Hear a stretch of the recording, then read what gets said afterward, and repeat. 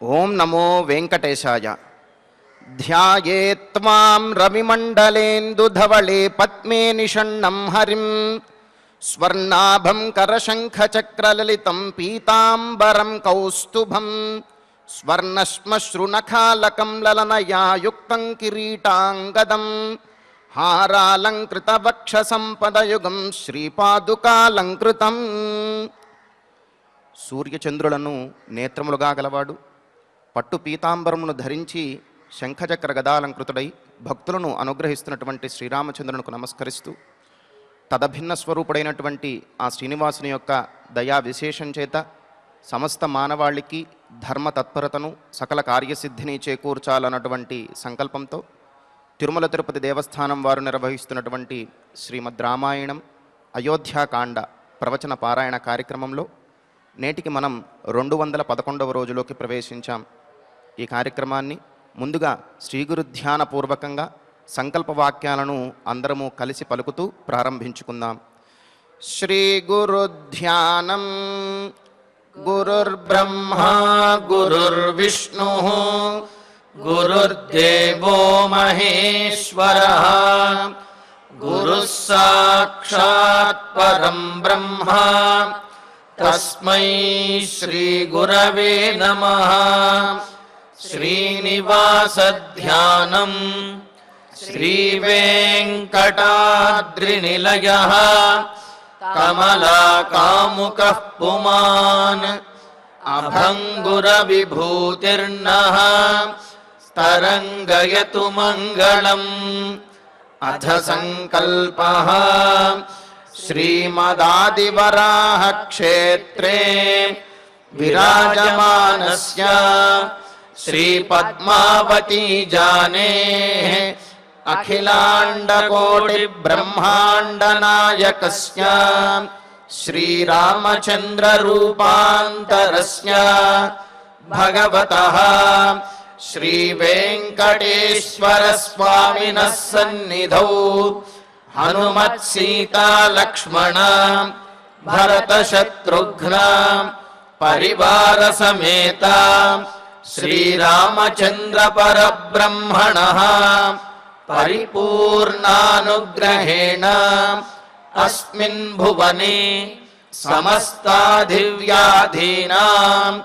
నివారణార్థం భారతవర్షే విద్యా విత్త వాణిజ్య కృషి వైద్య వైజ్ఞానిక దేశరక్షణాదిరంగేషు విద్యమానానాం ఆస్తిక మహాజనానాం సర్వేషాం సకుటుంబానాం ఆయురారోగ్యైశ్వర్య సద్బుద్ధీత్యాది సర్వశుభఫలప్రాప్త్యర్థం ధర్మాచరణద్వారా శ్రీరామరాజ్యస్య పునర్వ్యవస్థాపనార్థం ఉద్యోగార్థినాం సముచితోద్యోగప్రాప్త్యర్థం దంపతీనాం అనుకూలదాంపత్యసిద్ధ్యర్థం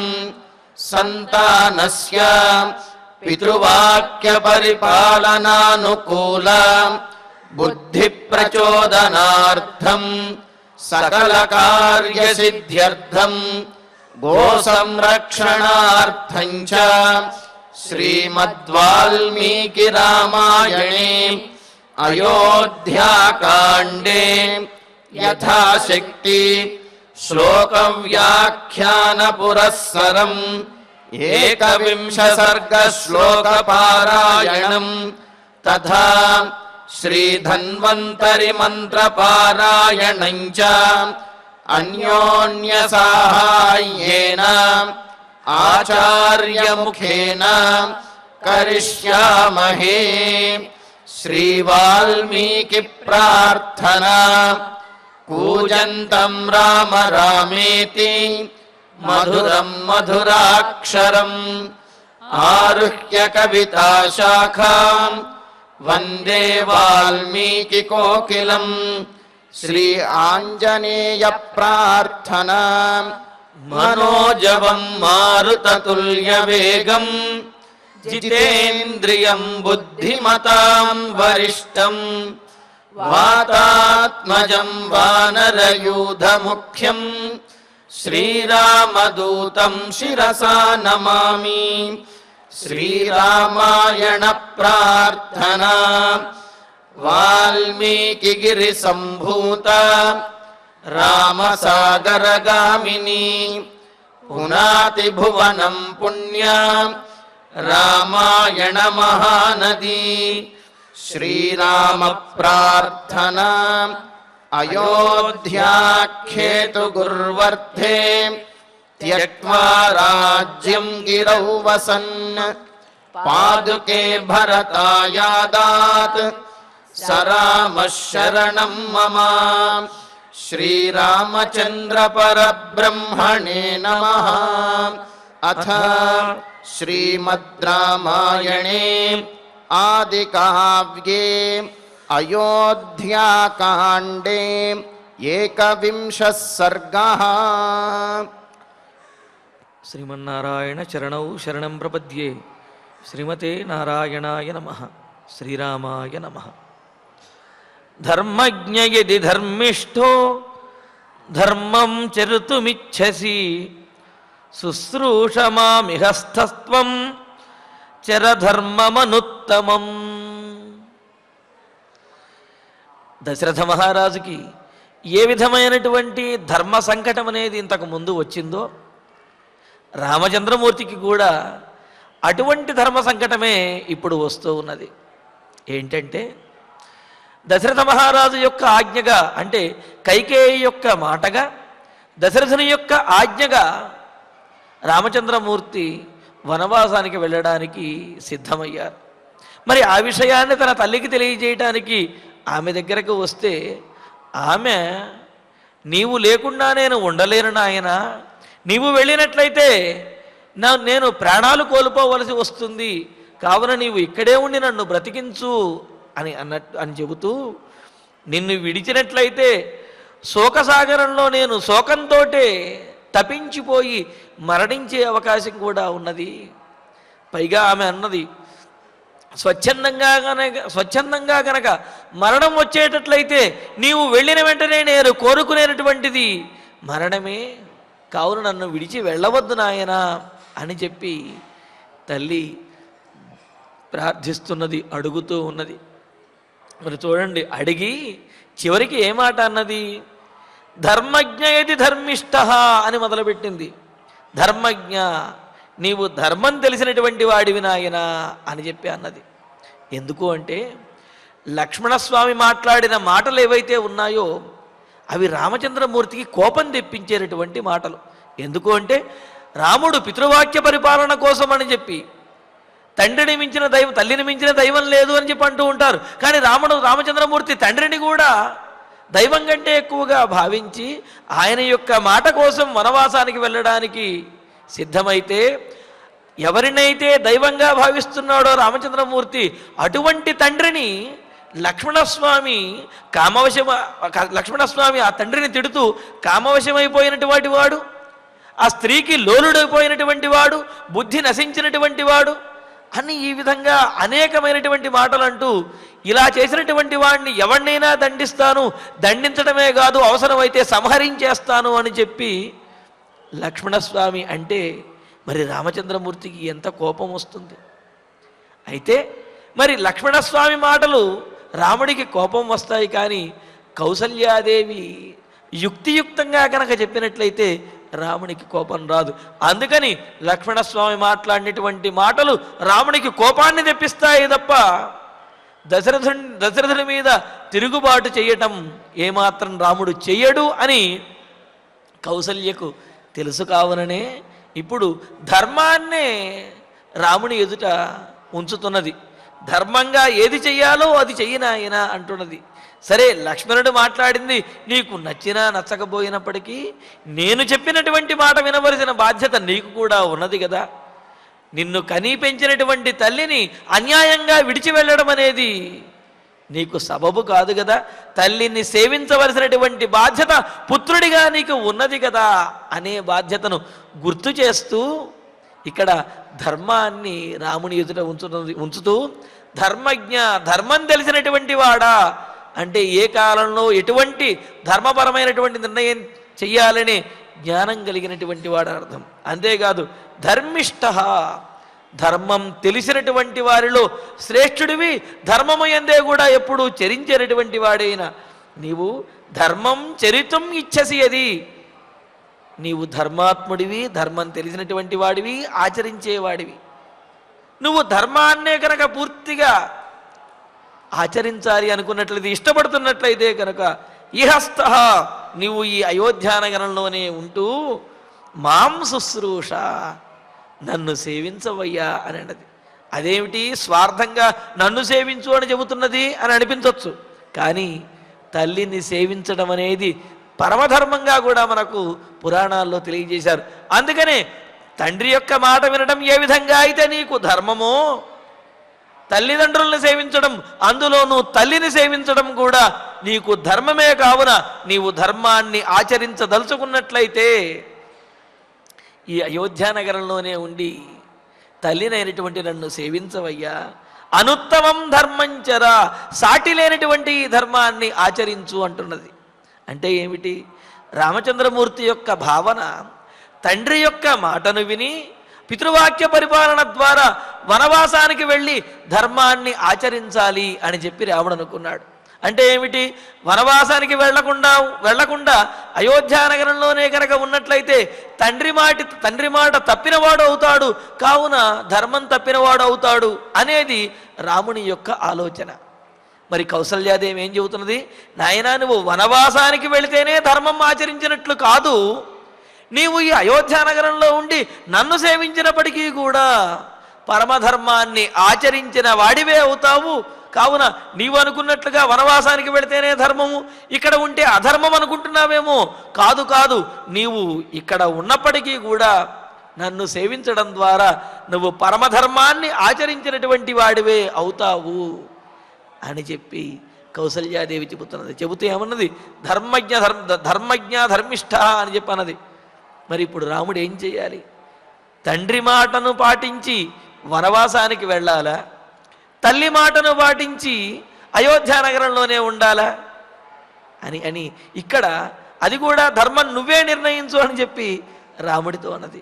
మరి రాముడు ధర్మ సంకటంలో పడతాడా, లేకపోతే ఆ ధర్మ సంకటాన్ని చక్కగా ముడివిప్పినట్లుగా ఓదార్చి, అంటే ముడివిప్పినట్టుగా సమాధానం చెప్పి ఆయన చేయదలుచుకున్నది చేస్తాడా అనేది మనం చూద్దాం.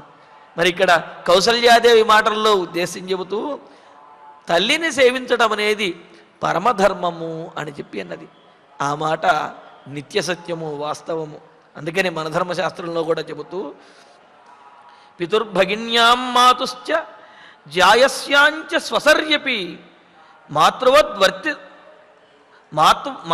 వృత్తిమాతిష్ఠేతు మాతాతాభ్యో గరీయసి అని అన్నారు. చెబుతూ మేనత్త వద్ద, అలాగే మాతుశ్చ, అలాగే అక్క వద్ద, అంటే సోదరీమణులు వీరి వద్ద, అదేవిధంగా మాతుశ్చ తల్లి వద్ద, ఇంకేమన్నారు?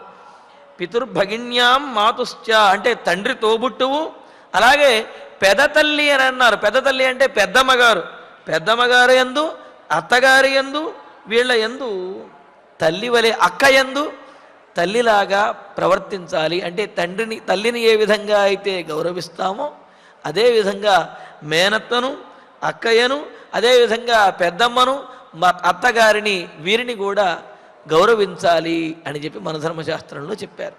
దీనిని బట్టి చూస్తే మరి కౌసల్యాదేవిని ఏ విధంగా అయితే గౌరవించాలో, అలాగే కైకేయిని కూడా పెద్ద తల్లి అంటే పెద్దతల్లి అంటే తల్లి యొక్క లేకపోతే తండ్రి గారి యొక్క పెద్ద భార్య, చిన్న భార్య అన్నమాట. ఇలాగా వారిని కూడా గౌరవించాలని మన ధర్మశాస్త్రంలో ఉన్నది కదా. దాన్ని బట్టి కౌసల్యని ఏ విధంగా గౌరవించాలో రామచంద్రమూర్తి కైకేయిని కూడా ఆ విధంగా గౌరవించాలి అనే అర్థం వస్తుంది. కానీ చెప్పారు చూడండి, చివరి వాక్యం మాతా తాభ్యో గరీయసి అని అన్నారు. వీరందరినీ కూడా తల్లిలా చూడండి అని చెప్పి వీరందరికంటే కూడా తల్లి చాలా గౌరవనీయురాలు, వీరందరికంటే కూడా కన్నతల్లి చాలా గొప్పది అని అన్నారు. వారందరినీ కన్నతల్లిలా చూడాలి, కానీ వారందరికంటే కూడా కన్నతల్లిని వారితో పోల్చి చూస్తే కన్నతల్లిని వారికంటే కూడా గౌరవంగా, వారికంటే కూడా ఎక్కువ మర్యాదతోటి, పూజ్య భావనతోటి చూడాలి. అంటే ఏమిటి? ఇప్పుడు ఆ పినతల్లికి కైకేయి మాట వినాలా, పినతల్లి మాట వినాలా అంటే పినతల్లి మాట పక్కన పెట్టి ఆ కౌసల్య మాట వినాలా, పినతల్లి అయినటువంటి కైకేయి మాట వినాలా అంటే ఆ కైకేయి మాట పక్కన పెట్టి కన్నతల్లి అయినటువంటి కౌసల్యాదేవి మాటే వినాలి అనేది దీని ద్వారా మనకు తెలుస్తున్నది. అంటే అందరినీ తల్లిలాగా భావించమని చెప్పినప్పటికీ అందరికంటే కూడా కన్నతల్లి మాటే చాలా గొప్పది అనేది దీని ద్వారా తెలుస్తున్నది. అంతేకాదు ఇంకో మాట కూడా చెప్పారు. మరి దీనికి దశరథుడు అన్నటువంటి మాట, దశరథుడు గురువు లాంటి వాడు కదండి, దశరథుడు తండ్రి కదా, మరి వారి మాట, గురువుల మాట వినడం అనేది కర్తవ్యం కదా అని అంటే దానికి కూడా మనకు సమాధానం వస్తున్నది. ఉపాధ్యాయాన్ దశాచార్య ఆచార్యాణం శతం పిత సహస్రంతు పితృన్మాత గౌరవేణ అతిరిచ్యతే అని అన్నారు. ఉపాధ్యాయుడు, ఆచార్యుడు, తండ్రి, పిత, తల్లి, ఈ నలుగురి మాట వినాలి అని, నలుగురిని గౌరవించాలి అని చెప్పి అన్నారు. అయితే వారిలో కూడా ఆ స్థాయిని చెబుతూ ఉపాధ్యాయుడు అంటే ఎవరు అంటే ఉపాధ్యాయుడు, ఆచార్యుడు దాదాపు సమానమే అని అనిపిస్తుంది, చిన్న భేదం అనేది ఉన్నది. ఉపాధ్యాయుడు అంటే వేదములలో అంటే సమగ్రమైనటువంటి చదువులో ఒక భాగాన్ని మాత్రమే బోధించేవారు ఎవరైతే ఉంటారో, ఒక భాగాన్ని, ఆ భాగంలో కొంత భాగాన్నో ఇలా బోధించేవారు ఎవరైతే ఉంటారో వారిని ఉపాధ్యాయులు అని అంటాం. అందుకనే చూడండి, ఏ విషయం సబ్జెక్ట్ అంటాం కదా, ఏ విషయానికి ఆ విషయం బోధించడానికి మనకు ఉపాధ్యాయులను నియమిస్తూ ఉంటారు కదా. అంటే వారు ఆ విషయాన్ని మాత్రమే బోధిస్తారు. ఆ బోధించడంలో కూడా మరో విశేషం ఏమిటి అంటే ఏకదేశంతు వేదస్య వేదాంగాన్యపి వా పునః యో అధ్యాపయతి వృత్త్యర్థం ఉపాధ్యాయ సముచ్యతే అని, వృత్తి కోసమని చెప్పి ఆ విధంగా విద్యను బోధిస్తూ ఉండేవారు ఎవరైతే ఉంటారో వారిని ఉపాధ్యాయులు అని అన్నారు. అటువంటి ఉపాధ్యాయులని గౌరవించాలి అని చెప్పారు. అయితే ఆ ఉపాధ్యాయుల కంటే కూడా ఆచార్యులు ఎవరైతే ఉన్నారో ఆచార్యులను మరింతగా గౌరవించాలి అన్నారు. ఏమిటి ఆచార్యులు అని అంటే ఎటువంటి ప్రతిఫలాపేక్ష లేకుండా తన వద్ద ఉన్నటువంటి విద్యను పూర్తిగా తన విద్యార్థికి, తన శిష్యుడికి నేర్పాలి అని, ఇంకా చెప్పాలి అంటే శిష్యాదిచ్చేత్ పరాజయం అని అన్నట్లుగా తన వద్ద ఉన్నటువంటి విద్యను పూర్తిగా నేర్పి తనకంటే తన శిష్యుడు గొప్పవాడవ్వాలి అని ఎవరైతే కోరుకుంటాడో, తన సర్వస్వాన్ని కూడా తన శిష్యుడికి సమర్పించడానికి, అర్పించడానికి ఎవరైతే ప్రయత్నిస్తాడో ప్రతిఫలాపేక్ష లేకుండా అతడిని ఆచార్యులు అని అన్నారు. అందుకని అటువంటి ఆచార్యుడిని మరింతగా గౌరవించాలి అని చెప్పి అన్నారు. మరి ఆచార్యుడి కంటే కూడా తండ్రిని గౌరవించాలి అని చెప్పి అంటున్నారు. అంటూ ఆచార్యాణం శతం పిత అంటూ తండ్రిని ఎందుకు గౌరవించాలి అంటే ఆ తండ్రి యొక్క మరో రూపమే కుమారుడు కావున, ఆ తండ్రి అనేవాడు లేకపోతే కుమారుడికి అసలు జీవితం అనేదే లేదు కావున తనకు జీవన ప్రదాత అయినటువంటి వాడు తాదాత్మ్యంతో తన విజయాన్నే ఆ తండ్రి విజయంగా తాను భావించేటటువంటి వాడు, తన మీద ప్రాణం పెట్టుకున్నటువంటి వాడు, తన ప్రాణముల కంటే కూడా కుమారుడి మీదే ఎక్కువగా ప్రేమ చూపించినటువంటి వాడు కావున తండ్రిని గౌరవించాలి అని చెప్పి అన్నారు. మరి తండ్రి కంటే కూడా తల్లిని ఎక్కువగా గౌరవించాలి అని చెప్పి అన్నారు. ఎందుకు అంటే ఆమె తన శరీరాన్నే ఆ బిడ్డ శరీరంగా మార్చి, అంతే కదా, ఆ తల్లి యొక్క శరీరంలో భాగమే బిడ్డ శరీరంగా మారుతుంది కదా. మరి ఆమె తినటువంటి ఆహారము, ఆమె యొక్క రక్తము, మాంసము వీటి ద్వారానే కదా ఆ బిడ్డ జన్మించేది. కావున తనలో నవమాసములు కూడా మోసి కానీ ఆ ప్రాణం పోసేటటువంటిదైనటువంటి తల్లిని మరింతగా గౌరవించాలి అని చెప్పి అన్నారు. కావున దీని ద్వారా మనకేం తెలుస్తున్నది అంటే అందరి మాట కంటే కూడా తల్లి మాటను ఎక్కువగా గౌరవించాలి అనేది దీని ద్వారా చెబుతూ ఇక్కడ ఉపాధ్యాయాన్ దశాచార్య అంటూ 10 మంది ఉపాధ్యాయుల కంటే కూడా ఒక ఆచార్యుడు గొప్పవాడు.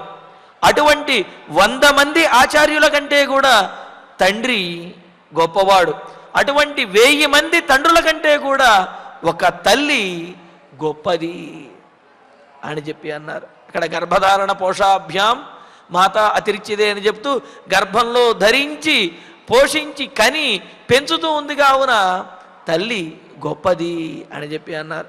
కావున దీని ద్వారా తెలుస్తున్నది ఏమిటి అంటే తండ్రి మాట కంటే గురువుల మాట కంటే కూడా తల్లి మాటకు ఎక్కువ విలువనివ్వాలి అని చెప్పి తెలుస్తున్నది. ఇంకో మాట కూడా చెప్పారు. అయితే మరి తండ్రి ఆ దశరథ మహారాజు కైకేయి యొక్క మాట విని ఈ విధమైనటువంటి నిర్ణయం తీసుకున్నాడు కదా, మరి ఆ నిర్ణయాన్ని మనం అంగీకరించాలా? అంగీకరించవలసిన అవసరం లేదు కదా. పైగా ఇక్కడ కౌసల్యాదేవి స్వయంగా కన్నతల్లే చెబుతున్నది. మరి ఈ మాటను అంగీకరించాలంటే అంగీకరించవలసినటువంటి పరిస్థితి ఇప్పుడు కనిపిస్తున్నది. అందుకనే అంటారు మరి తండ్రిని పక్కన పెట్టేసేయచ్చా అని అంటే చెబుతున్నారు, పతిత గురవస్త్యాజ్యా నతుమాత కథంచన గర్భధారణ పోషాభ్యాం తేన మాత గరీయసి అని చెబుతూ, ఒకవేళ ఇంతకుముందు కూడా మనం అనుకున్నాం పతితులైతే కనుక అంటే ఏంటి, పతితులు అంటే ఏమిటి, చేయవలసినటువంటి దాన్ని చేయకుండాను చేయకూడనటువంటి దాన్ని చేసేటటువంటి వారిని పతితులు అంటారు.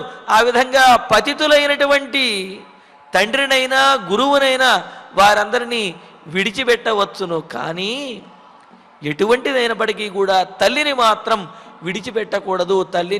తల్లి మాట వినాలి అంటూ అటువంటి తల్లిని ఆదరించాలి అని చెప్పి అన్నారు. అంటే ఏమిటి, వీటన్నింటి ద్వారా కూడా మనకు తెలుస్తున్నది ఏమిటి అని అంటే అందరి మాట కంటే కూడా తల్లి మాటను గౌరవించి తీరాలి అని. అందుకే కదా వేదంలో కూడా మాతృదేవో భవ అని చెప్పి అంటూ తల్లిని దైవంగా భావించు నాయన, తల్లే దేవతగా నీవు ఉండు, దైవంగా భావించు అని కాదు, తల్లినే దైవంగా నీవు పూజించు అని చెప్పి అని వేదం కూడా చెబుతున్నది కదా.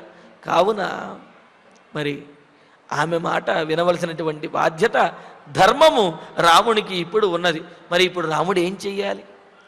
తండ్రి చెప్పాడు కావున తండ్రి మాట వినాలా, తల్లి చెప్పింది కావున తండ్రి మాటను పట్టుకుని అడవికి వెళ్ళాలా, కౌసల్యాదేవి తన కన్నతల్లి చెప్పింది కావున అడవికి వెళ్లకుండా ఇక్కడే ఉండి ఆమెను సేవించాలా అని అంటే దానికి ఇంకా కౌసల్యాదేవి చెబుతున్నది, శుశ్రూషుర్జననీం పుత్ర స్వగృహే నియతో వసన్ పరేణ తపసాయుక్త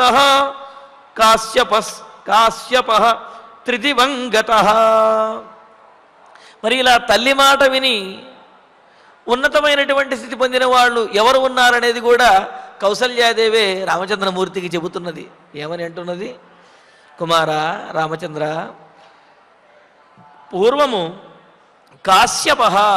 కశ్యపుని యొక్క వంశంలో జన్మించినటువంటి వాడైన, కశ్యపుని పుత్రుల్లో ఒకడైనటువంటి వాడైన ఒకానొక మహర్షి జననీం శుశ్రూషు, తల్లిని సేవించాలి అనే ఇచ్ఛతోటి, తల్లిని సేవించాలి అనే భావనతోటి స్వగృహే నియత, తన ఇంటిలోనే నియత నియమంగా ఉంటూ వసన్ పరేణ తపసాయుక్త, తల్లిని సేవించడము అనే గొప్ప తపస్సుతోటి ఆ నియమములు పాటించినటువంటి వాడే ఆ సేవాధర్మమును పాటిస్తూ త్రిదివంగత స్వర్గాన్ని చేరుకున్నాడు అని చెబుతున్నది.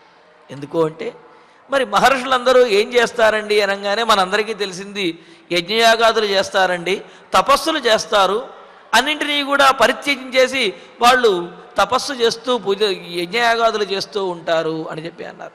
అంటే ఏమిటి, ఈ యజ్ఞయాగాదులు తపస్సుల ద్వారా వారు ఉత్తమమైనటువంటి గతులను పొందుతారు, లోక కళ్యాణాన్ని చేకూర్చుతారు అని చెప్పి తెలుస్తున్నది. మరి ఒకానొక సందర్భంలో ఆ కశ్యప పుత్రుడు, ఆ కశ్యపుని వంశంలో జన్మించినటువంటి వారు అన్నదమ్ములు కొందరున్నారు. వారు తమ ఇంటి దగ్గర నుంచి వనానికి తపస్సుకి బయలుదేరి వెళుతూ ఉన్నారు. వెళుతూ ఉంటే ఎవరికి వారు మనం పుట్టిన తర్వాత తపస్సు చేయకపోయినట్లయితే మునులుగా మనం జన్మించడం వ్యర్థము అని అనుకుని ఎవరికి వారు తపస్సు చేయడానికి బయలుదేరారు. మరి తల్లిని సేవించడానికి ఎవరు ఉండలేదు, ఎవరు లేకపోయారు. దాంతో ఆ వెళ్ళేవారిలో ఒకరు ఆగిపోయి, మీరు వెళ్ళండి, అన్నదమ్ములతో అన్నారు, మీరు వెళ్ళండి, నేను తల్లిని సేవిస్తాను అని చెప్పి మిగతా వాళ్ళు అందరూ వెళ్ళిపోయినప్పటికీ, తపస్సు చేసుకోవడానికి యజ్ఞయాగాదులు చేయడానికి వెళ్ళినప్పటికీ ఒక్క మహర్షి మాత్రము తల్లిని సేవిస్తూ ఆ విధంగా అక్కడే ఉండిపోయారు. విశేషం ఏమిటి అంటే, అలా తపస్సు చేయడానికి యజ్ఞయాగాదులు చేయడానికి వెళ్ళినటువంటి వారు ఆ తపస్సుల యొక్క యజ్ఞయాగాదుల యొక్క ఫలాన్ని పొందడానికి ఎంత సమయం పట్టిందో అంతకంటే తక్కువ సమయంలోనే ఇక్కడ తల్లిని సేవించినటువంటి ఈ మహర్షికి అంతటి ఫలము వచ్చేసింది. ఈయన స్వర్గాన్ని పొందాడు. ఇప్పుడు యజ్ఞముల యొక్క ఫలాన్ని చెబుతూ జ్యోతిష్ఠోమేన స్వర్గకామో యజేత అని అంటూ స్వర్గం పొందాలనుకున్న వాళ్ళు జ్యోతిష్ఠోమ యాగం చేయాలని ఇలాగా ఒక్కొక్క ఫలం కోసం ఒక్కొక్క యాగం చెప్పారు. అయితే సర్వయజ్ఞముల యొక్క ఫలము తల్లిని సేవించడం ద్వారా వస్తుంది అని చెప్పి మనకు శాస్త్రములు, ధర్మశాస్త్రములు తెలియజేస్తున్నాయి. మరి అందుకని వాళ్ళందరూ పొందినటువంటి ఫలం కంటే కూడా ఎక్కువ ఫలాన్ని తక్కువ సమయంలో ఈ మహర్షి పొందాడనమాట. కావున వనానికి వెళ్ళి తపస్సులు చేస్తేనో యజ్ఞయాగాదులు చేస్తేనో ఆ ఫలం రావటం కాదు, ఇంట్లో ఉండి తల్లిని సేవించినప్పటికీ కూడా అంత గొప్ప ఫలమును పొందవచ్చు. అలా పొందినటువంటి వాడు కశ్యప పుత్రుల్లో ఒకడు అనే విషయాన్ని కౌసల్యాదేవి తెలియజేస్తుందన్నమాట. అంటే ఏమిటి, ఇక్కడ రామచంద్రమూర్తికి చెబుతున్నది, నీవు వనానికి వెళ్ళి ధర్మాన్ని పాటిస్తేనే నువ్వు గొప్పవాడి అవటం కాదు నాయన, నీవు వనానికి వెళ్లకుండా అయోధ్యానగరంలో ఉండి తల్లిని సేవించినప్పటికీ కూడా గొప్ప ధర్మాన్ని పాటించినటువంటి వాడివే అవుతావు. కావున నీవు ఇక్కడ ఉండటం వల్ల, అయోధ్యానగరంలో ఉండటం వల్ల నీవు ధర్మం తప్పినటువంటి వాడివి కాదు అని చెప్పి ఈ విధంగా యుక్తియుక్తంగా ఉదాహరణపూర్వకంగా కౌసల్యాదేవి రాముడికి చెబుతున్నది. చెబుతూ ఇంకో మాట కూడా అంటుంది, అదేమిటి మరి తండ్రి గారు పూజనీయుడు కాదా అని రాముడికి ఆలోచన వస్తుంది కదా. దానికి సమాధానం చెబుతూ, యథైవ రాజా పూజ్యస్తే గౌరవేణ తథాహ్యహం త్వాం నాహమనుజానామి నగంతవ్యమితో వనం. రామచంద్ర నాయన, రాజా గౌరవేణ, రాజుగారు మీ తండ్రి గారు రాజుగారైనటువంటి దశరథ మహారాజు గౌరవేణ, గౌరవించడంలో తండ్రి రాజు కావున గౌరవించడంలో తే యథైవ పూజ్య, నీకు ఏ విధంగా పూజనీయుడో, తండ్రి పూజనీయుడు ఆ విషయంలో కాదు అని నేను కూడా అంటం లేదు. ఏ విధంగా అయితే తండ్రి రాజు అయినటువంటి ఆ దశరథ మహారాజు నీకు పూజనీయుడో, అహం గౌరవేణ తథాహి, నేను కూడా గౌరవించవలసినటువంటి వారిలో నీకు అటువంటి దానినే. నీవు తండ్రిని గౌరవించాలనుకుంటున్నావు, నువ్వు ఎలాగైతే తండ్రిని గౌరవించాలో, గౌరవించవలసినటువంటి ధర్మం ఉన్నదో అదే విధంగా నేను కూడా నీకు అంతేనాయనా, నా మాటను కూడా నీవు అదే విధంగా పాటించాలి అని చెప్పి అంటున్నది. అహం గౌరవేణ తథాహి, అదే విధంగా నీవు కూడా గొప్ప భావనతోటి నన్ను పూజించాలి. తండ్రి గురు అంటే గొప్పవాడు, గౌరవించదగినటువంటి వాడు, అలాగే తల్లి కూడా గౌరవించదగినదే. కావున ఆయన మాట ఏ విధంగా నీవు శిరసావహించాలి అనుకుంటున్నావో నా మాట కూడా నీకు అటువంటిదే.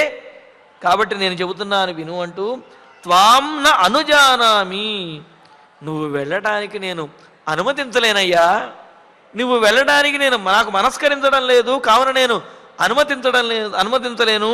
ఇతః వనం నగంతవ్యం, నువ్వు ఇక్కడి నుంచి దయచేసి వనానికి వెళ్ళవద్దు, నువ్వు వనానికి వెళ్ళడానికి నేను అనుమతించలేను అని చెప్పి అంటున్నది.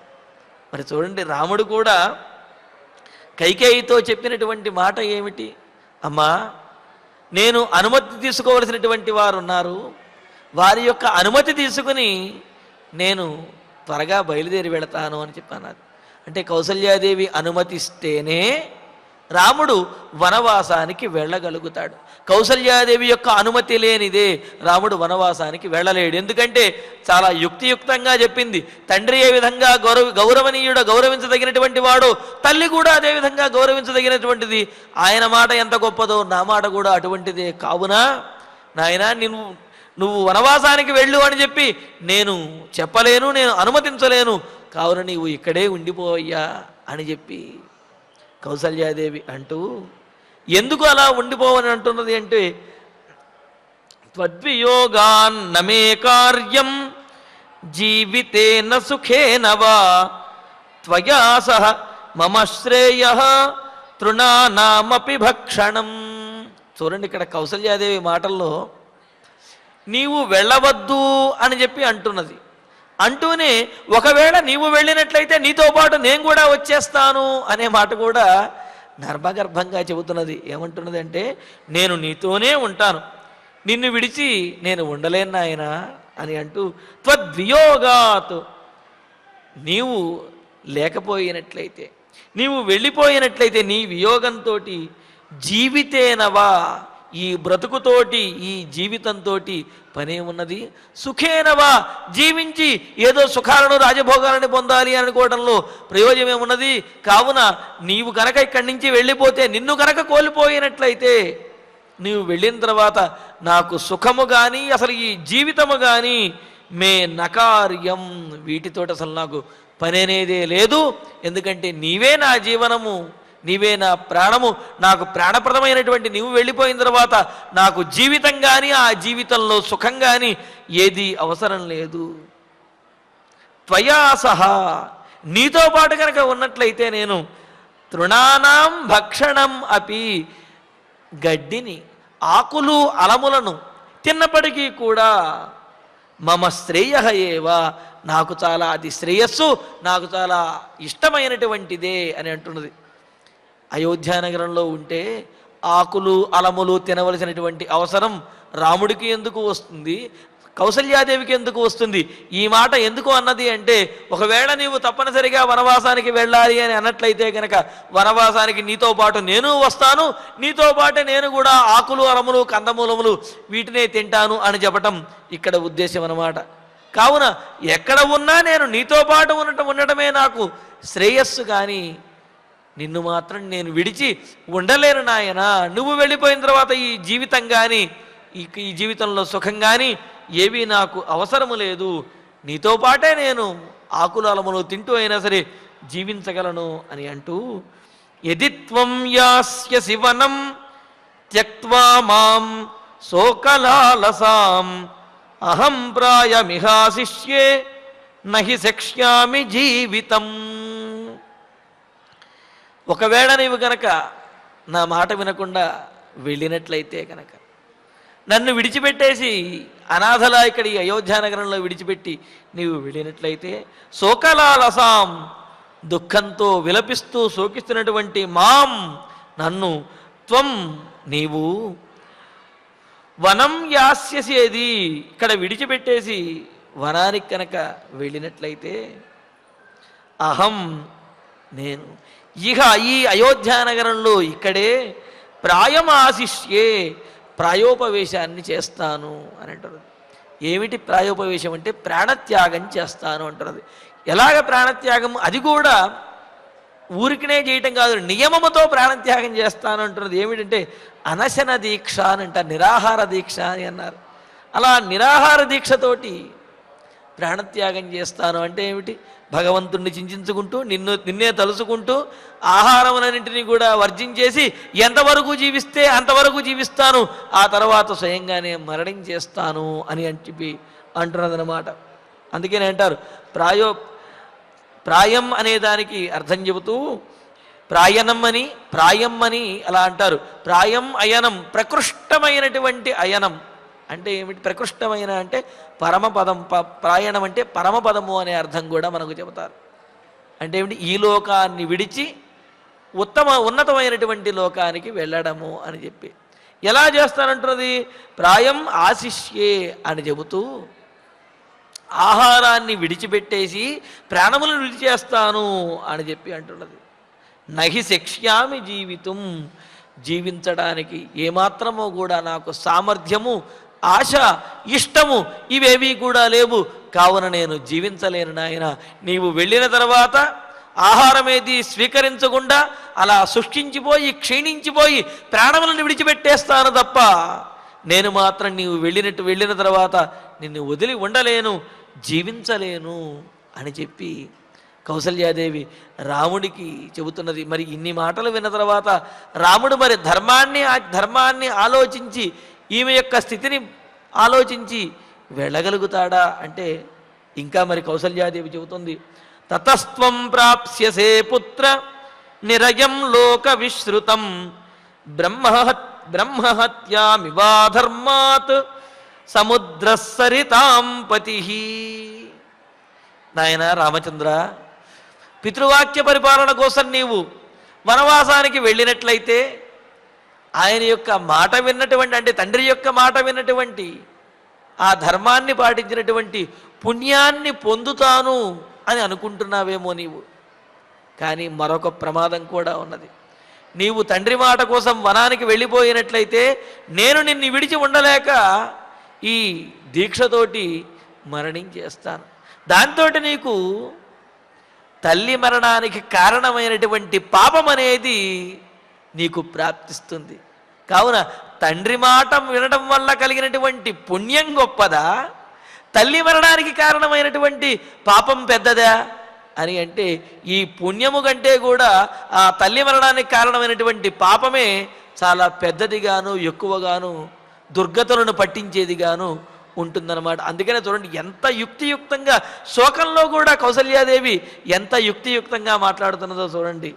తతః అందువల్ల నేను ఉండలేను కనుక నాయన పుత్ర రామచంద్ర కుమార సరితాం పతి, నదులకు భర్త అయినటువంటి సముద్రుడు అధర్మాత్, అధర్మంతో అంటే పిప్పలాద మహర్షి విషయంలో చేసినటువంటి అధర్మం వల్ల అపకారం వల్ల బ్రహ్మహత్యాం ఇవా, అంటే ఇక్కడ బ్రహ్మహత్య అనే దానికి బ్రహ్మ వలన కలిగినటువంటి హత్యాదోషము అని అర్థం అన్నమాట. అంటే ఆ పిప్పలాద మహర్షికి సముద్రుడు చేసినటువంటి అపచారము వలన ఆయన కోపానికి గురయ్యి సముద్రుడు శిక్షను అనుభవించాడనమాట. ఆ విధంగా ఆ పిప్పలాద మహర్షికి కలిగినటువంటి ఇబ్బంది వలన సముద్రుడు ఏ విధంగా అయితే ఆ దోషాన్ని పొందాడో, ఆ పాపాన్ని పొందాడో, త్వం నీవు లోక విశ్రుతం నిరయం ప్రాప్స్యతే, లోకంలో చాలా ప్రసిద్ధమైనటువంటి దుఃఖాన్ని పాపాన్ని ప్రాప్స్యసే పొందగలవు. నువ్వు తండ్రి మాట విని వనానికి వెళ్ళిపోతే నాకు పుణ్యం వస్తుంది కదా అనుకుంటున్నావేమో. నువ్వు వెళ్ళిపోయిన తర్వాత నీ తల్లి అయినటువంటి నేను కనుక మరణించినట్లయితే నేను మరణించడానికి కారణము కూడా నీవే అవుతావు. కావున అప్పుడు ఈ తల్లి మరణానికి కారణమైనటువంటి దోషం నీకు చుట్టుకుంటుంది.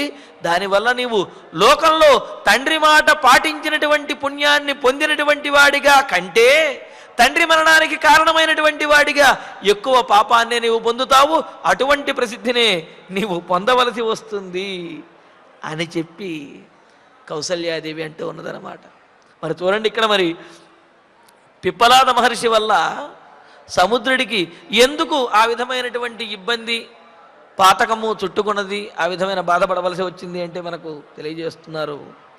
ఒకానొక సందర్భంలో పిప్పలాద మహర్షి సముద్రము దగ్గర తపస్సు చేస్తూ ఉన్నారు. ఆయన తపస్సు చేస్తూ ఉంటే సముద్రుడు పిప్పలాద మహర్షి యొక్క వస్తువులు ఏవైతే ఉన్నాయో ఆ వస్తువులన్నింటినీ కూడా తన కెరటములతోటి ఎక్కువగా కెరటములు ఇచ్చి ఆ కెరటములతో సముద్రంలోకి లాక్కు వెళ్ళిపోతూ ఉన్నాడు.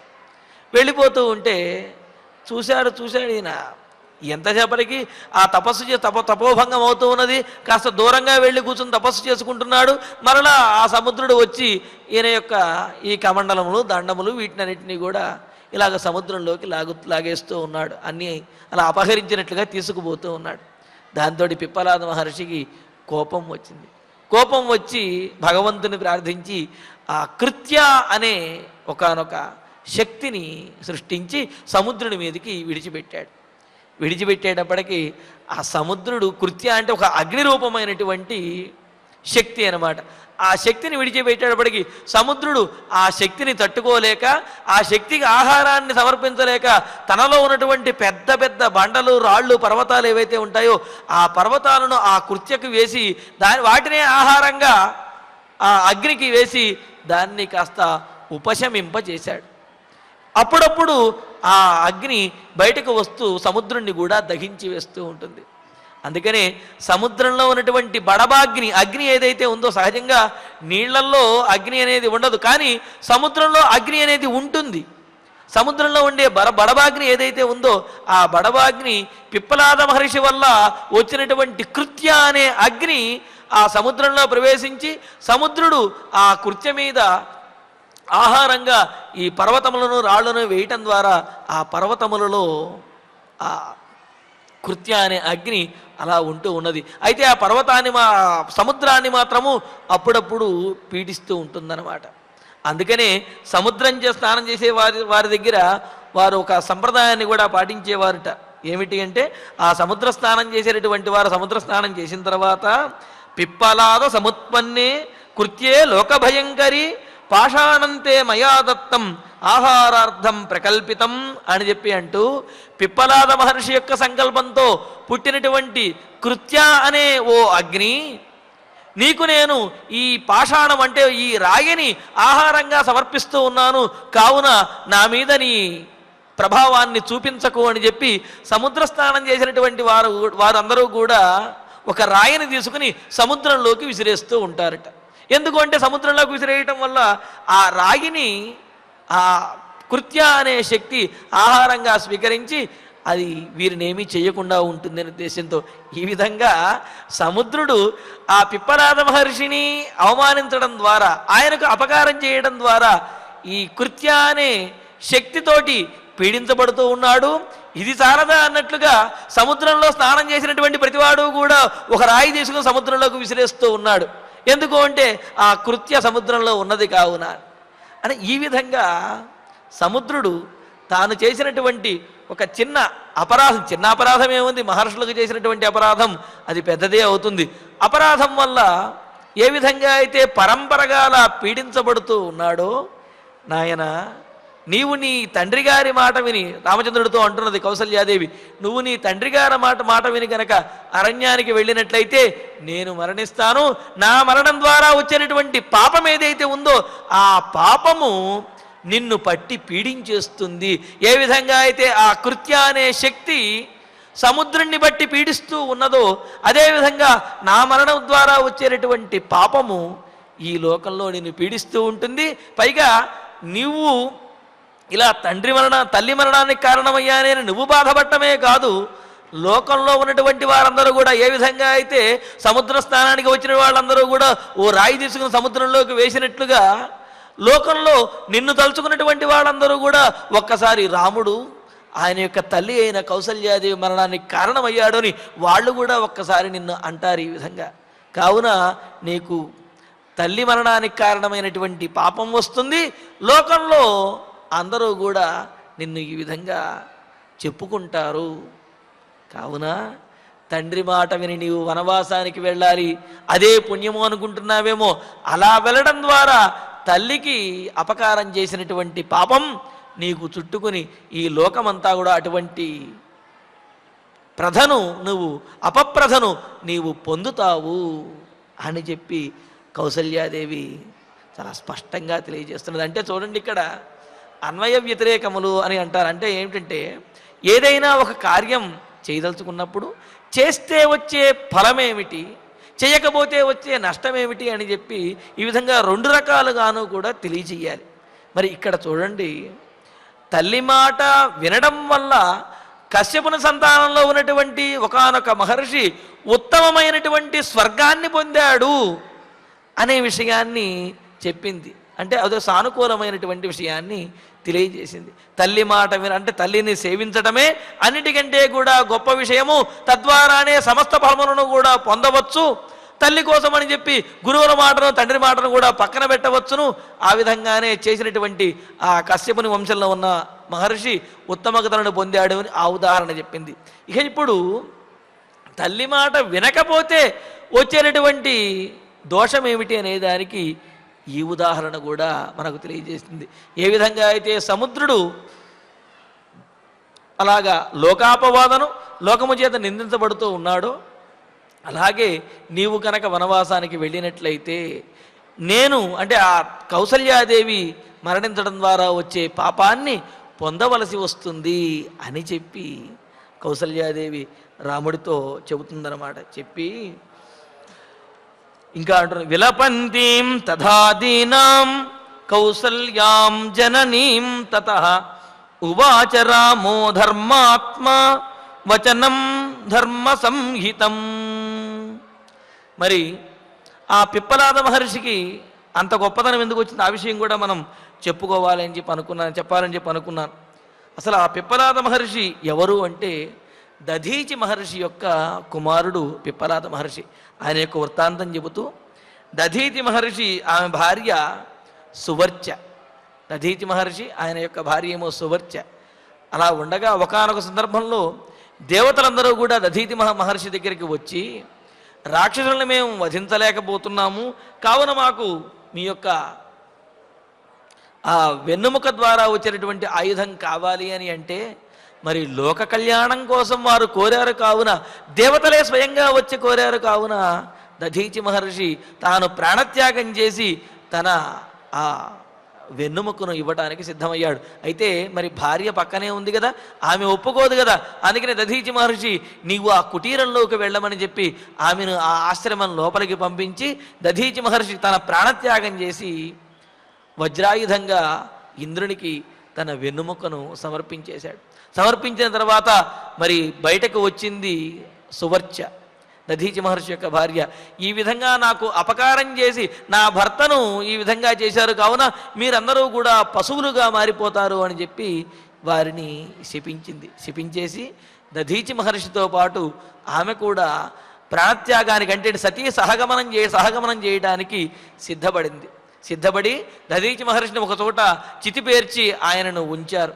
ఉంచితే ఈమె కూడా ఆ చితి మీద ఎక్కి కూర్చోవడానికి ప్రయత్నిస్తూ ఉంటే ఆకాశవాణి చెబుతుంది, నీ కడుపులో ఒక కుమారుడు ఉన్నాడమ్మా, నీవు కడుపుతో ఉన్నావు, నీ కడుపులో ఒక కుమారుడు ఉన్నాడు, గొప్పవాడైనటువంటి కుమారుడు, దధీచి మహర్షి యొక్క తేజస్సుతో తేజసంపన్నుడైనటువంటి వాడు, కావున నీవు ఇప్పుడు సహగమనం చెయ్యకూడదు అని అంటుంది.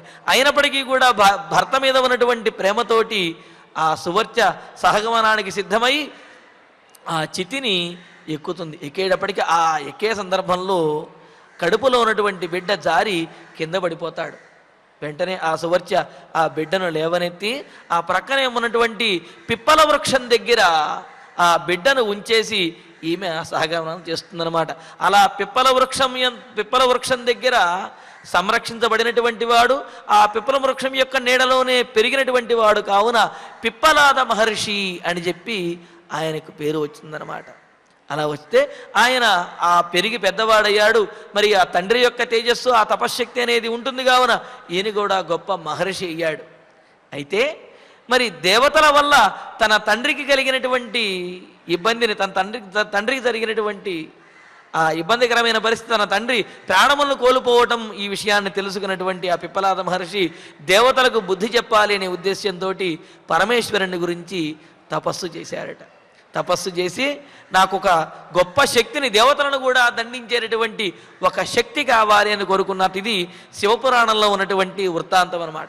కోరుకునేటప్పటికీ ఆ పరమేశ్వరుడు కృత్య అనే శక్తిని ఇచ్చాడంటే, ఇంతకుముందు అనుకున్నాం కదా, పిప్పలాద మహర్షి తపస్సు చేసుకుంటూ ఉంటే ఆ భగవంతుని ప్రార్థిస్తే కృత్య అనే శక్తి వచ్చింది అని చెప్పి అది ఇలా వచ్చింది అన్నమాట. పరమేశ్వరుని గురించి తపస్సు చేస్తే ఆ పరమేశ్వరుడు పిప్పలాద మహర్షి యొక్క తపస్సుకు మెచ్చి కృత్య అనే శక్తిని అనుగ్రహిస్తాడు. అనుగ్రహించేటప్పటికి అది అగ్నిలాగా భగభగ మండుతూ ఉంటుంది. మరి కృత్య పిప్పలాద మహర్షికి ఆయన యొక్క మాటను విని దేవతల మీద దాడి చేస్తుంది. దేవతలందరినీ కూడా పీడిస్తూ ఉంటుంది. పీడిస్తూ ఉంటే దేవతలు ఆ శక్తిని, కృత్యను ఎదుర్కోలేక వాళ్ళందరూ కూడా బాధపడుతూ ఉంటారు.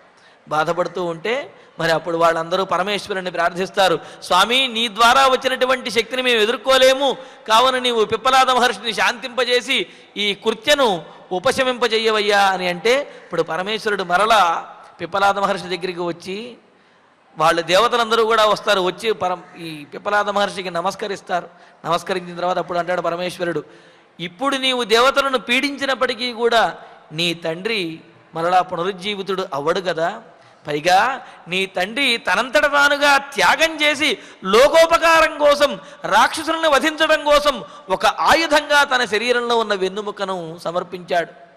మరి ఆయన అంత త్యాగంగా సమర్పిస్తే నీవు ఇప్పుడు ప్రతీకారం చేసినట్లయితే ఆయన చేసినటువంటి త్యాగానికి కూడా మచ్చ వచ్చే ప్రమాదం ఉన్నది.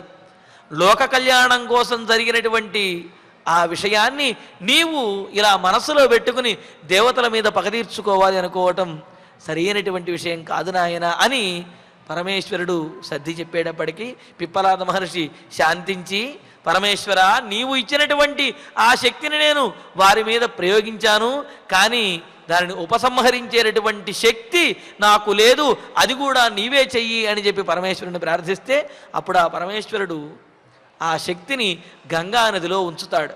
కానీ గంగానది కూడా ఆ శక్తిని భరించలేకపోతుంది. అప్పుడు యమున, సరస్వతి ఈ ముగ్గురు కూడా ఆ కృత్య అనే శక్తిని పంచుకుంటారు. వారు ముగ్గురు పంచుకున్నా భరించలేకపోయేటప్పటికీ ఆ 3 నదులు కలిసి ఆ కృత్య అనే ఆ అగ్ని శక్తిని సముద్రంలోకి పంపించేస్తారు.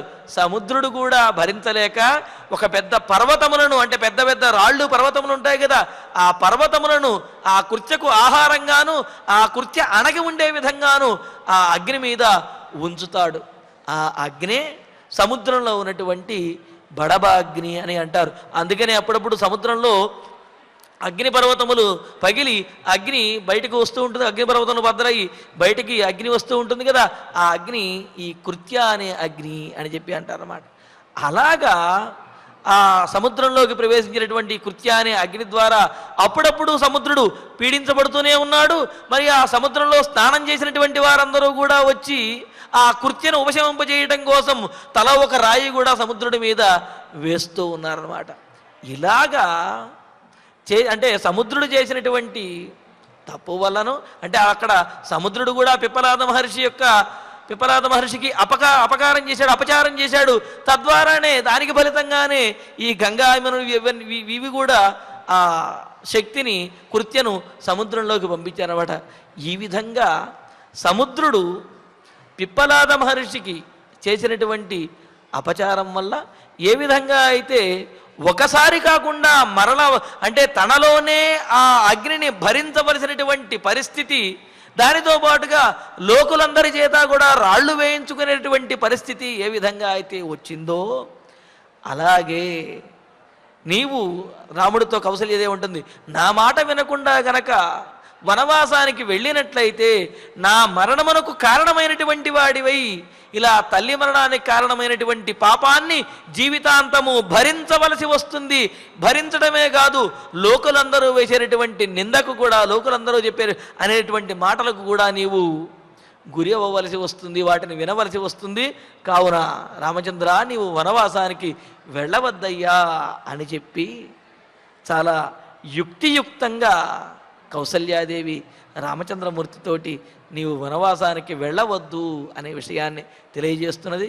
మరి ఇప్పుడు రామచంద్రమూర్తి తల్లి మాట కోసం వనవాసానికి వెళ్లకుండా ఆగిపోతాడా, తండ్రి మాట కోసం వనవాసానికి వెళతాడా, ఒకవేళ వెళితే తల్లికి ఎటువంటి సమాధానం చెప్పాడు అనే విశేషాలను తరువాతి ప్రవచనంలో తెలుసుకుందాము. ఇక ఇప్పుడు ఆచార్యుల వారి ద్వారా శ్లోకాలను పారాయణ చేసుకుందాము. ధర్మజ్ఞ యది ధర్మిష్ఠః ధర్మం చరితుమిచ్ఛసి శుశ్రూషమాం ఇహస్థస్త్వం చరధర్మం అనుత్తమం శుశ్రూషుః జననీం పుత్ర జననీం పుత్ర స్వగృహే స్వగృహే నియతో వసన్ నియతో వసన్ పరేణ పరేణ తపసా యుక్తః తపసా యుక్తః కాశ్యపః కాశ్యపః త్రిదివంగతః త్రిదివంగతః యథైవ రాజా యథైవ రాజా పూజ్యస్తే పూజ్యస్తే గౌరవేణ గౌరవేణ తథాహ్యహం తథాహ్యహం త్వాం నాహం నాహం అనుజానామి అనుజానామి న గంతవ్యం న గంతవ్యం ఇతో వనం ఇతో వనం తద్వియోగాత్ తద్వియోగాత్ న మే కార్యం న మే కార్యం జీవితేన జీవితేన సుఖేన వా సుఖేన వా త్వయా సహ త్వయా సహ మమ శ్రేయః మమ శ్రేయః తృణానామపి తృణానామపి భక్షణం భక్షణం యది త్వం యది త్వం యాస్యసి వనం యాస్యసి వనం త్యక్త్వా మాం త్యక్త్వా త్యక్త్వా మాం త్యక్త్వా మాం శోకలాలసాం శోకలాలసాం అహం ప్రాయం అహం ప్రాయం ఇహాశిష్యే ఇహాశిష్యే నహి శక్ష్యామి నహి శక్ష్యామి జీవితుం జీవితుం తతస్త్వం తతస్త్వం ప్రాప్స్యసే పుత్ర ప్రాప్స్యసే పుత్ర నిరయం నిరయం లోక విశ్రుతం లోక విశ్రుతం బ్రహ్మహత్యాం బ్రహ్మహత్యాం ఇవా ధర్మాత్ ధర్మాత్ సముద్రః సముద్రః సరితాం పతిః సరితాం పతిః విలపంతీం విలపంతీం తదాదీనాం తదాదీనాం కౌసల్యాం కౌసల్యాం జననీం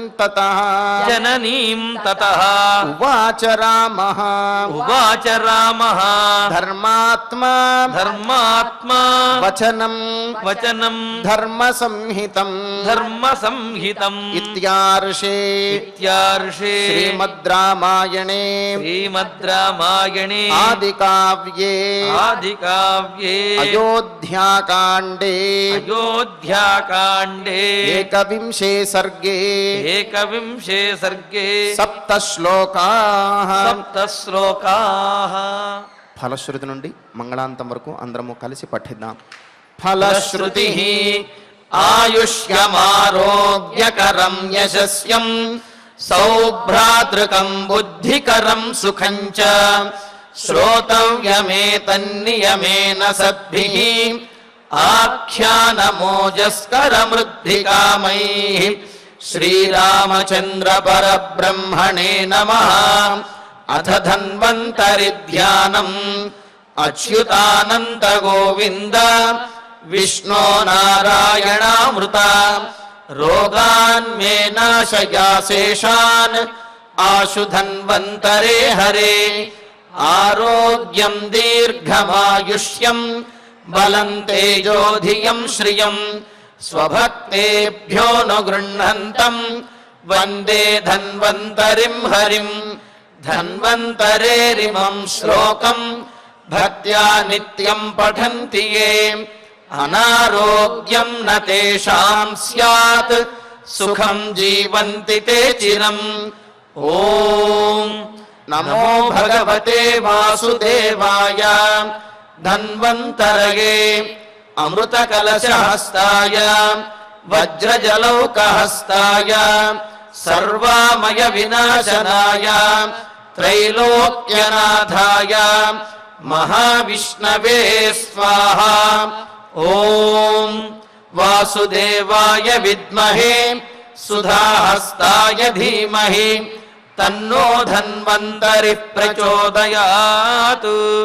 అధనవగ్రహ ప్రార్థనా ఆరోగ్యం పద్మబంధుర్వితరతు నితరాం సంపదం శీతరశ్మిః భూలాభం భూమిపుత్రః సకల గుణయుతాం వాగ్విభూతిం చ సౌమ్యః సౌభాగ్యం దేవమంత్రీ రిపుభయశమనం భార్గవః శౌర్యమార్కిః దీర్ఘాయుః సైంహికేయః విపులతరయశః కేతుః ఆచంద్రతారం అరిష్టాని ప్రణశ్యంతు దురితాని భయాని చ శాంతిరస్తు శుభం మేస్తు గ్రహా కుర్వంతు మంగళం.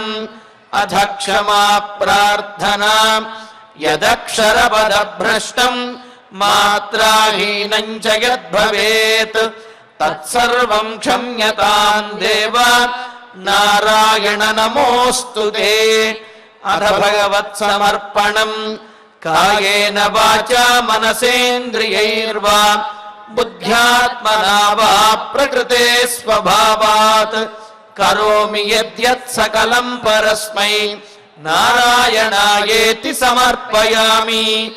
అథ మంగళం శ్రియః కాంతాయ కళ్యాణ నిధయేర్ధినాం శ్రీవేంకట నివాసాయ శ్రీనివాసాయ మంగళం.